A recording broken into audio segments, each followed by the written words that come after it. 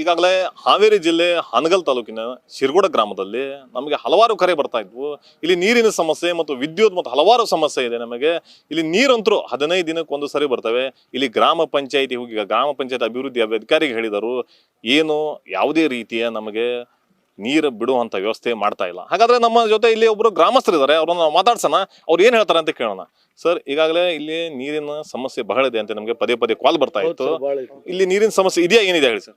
Compulsory ಇಲ್ಲೇ ನೀರಿನ ಸಮಸ್ಯೆನೇ ಇತ್ತು ಸರ್, ಮತ್ತೆ ಯಾವುದೂ ಇಲ್ಲ. ಸ್ವಲ್ಪ ಮಳೆ ಮಾಡಾತಂದ್ರೆ ಕರೆಂಟ್ ತೆಗೆದು ಬಿಡ್ತಾರೆ. 4-5 ದಿನ ಕರೆಂಟ್ ಬರಂಗಲ್ಲ. ಈಗ ನಾವು ಬೇರೆ ಊರಿಗೆ ಹೋಗಿ ನಾನು ಮೊಬೈಲ್ ಚಾರ್ಜ್ ಮಾಡ್ಕೊಂಬರ್ಬೇಕು. ಮೊಬೈಲ್ ಬಂದಿತ್ತಂದ್ರೆ ದಂಧೆ ಸ್ಟಾಪ್ ಆಕೈತೆ.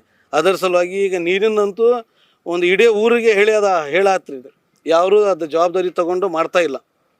ಇದು ಮೇನ್ ಸಮಸ್ಯೆ ಇರೋದು ಕರೆಂಟ್. ಈಗ ನೀವು ಹೋಗಿ ಇಲ್ಲಿನ ಗ್ರಾಮ ಪಂಚಾಯತಿಗೆ ಹೋಗಿ ಏನಾದ್ರು ಹೇಳಿದ್ರ ಅಲ್ಲಿ ಗ್ರಾಮ ಪಂಚಾಯತ್ ಅಭಿವೃದ್ಧಿ ಅಧಿಕಾರಿಗೆ ನೀರಿನ ಸಮಸ್ಯೆ ಇದೆ ನಮ್ಗೆ ಅಂತೇಳಿ? ಅವರು ಮಾಡ್ತಾ ಇದ್ದೇನೆ, ಅದ್ ನೋಡ್ತೇನೆ ಇದ್ ನೋಡ್ತೇನೆ ಇದನ್ನ ಅಂತ ಇದಾರೆ. ಯಾವುದು ಮಾಡ್ತಾ ಇಲ್ಲ. ಮತ್ತೇನು ಸಮಸ್ಯೆ ಇದೆ ಸರ್? ಇದು ಕರೆಂಟಿಂದ ನೀರಿಂದ ಮಾತ್ರ. ಇದು 2 ಕ್ಲಿಯರ್ ಆತಂದ್ರೆ ನಾನು ಊರು ಎಕ್ದಮ್ ಟಾಪ್.